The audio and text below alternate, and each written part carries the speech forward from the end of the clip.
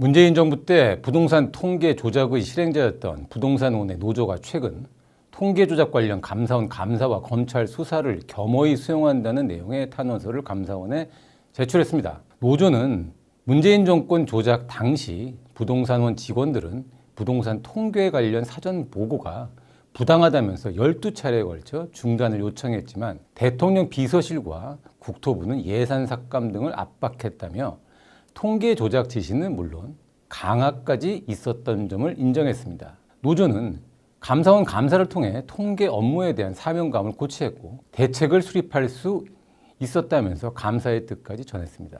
2023년 9월 감사원은 문재인 정부가 부동산원을 압박해 4년 동안 100여 차례에 걸쳐 부동산 통계를 조작했다고 발표했고, 검찰은 전직 국토부 장관과 청와대 정책실장 등 11명을 직권남용 등의 혐의로 기소해 현재 재판이 진행 중입니다. 당시 국민들은 집값이 2배 가까이 폭등해 고통받고 있었는데 장관은 14% 올랐다고 말하고 대통령은 집값이 안정되고 있다고 말했습니다. 국민들의 체감과 국가 통계 발표가 큰 차이가 있었던 것은 정부 차원의 통계 조작 때문이었다는 것이 감사를 통해 밝혀졌던 겁니다. 그러나 이재명 정부 출범 이후 감사원은 과거에 잘못된 감사를 바로잡겠다면서 통계 조작 감사를 적폐로 규정했습니다. 통계 조작 사실을 뒤집으려 시도한 겁니다. 감사원이 요구했던 국토부 직원 15명에 대한 징계조차 이루어지지 않았고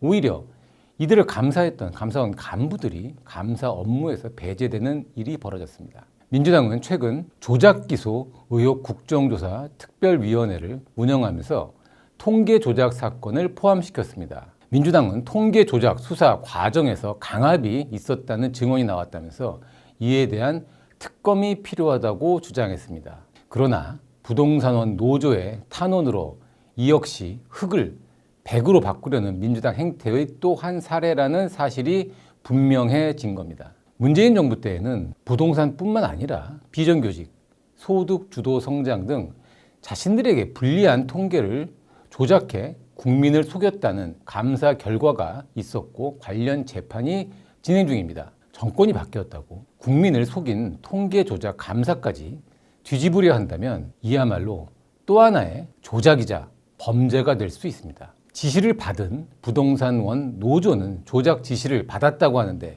민주당은 이를 부정하는 웃지 못할 일이 벌어지고 있습니다.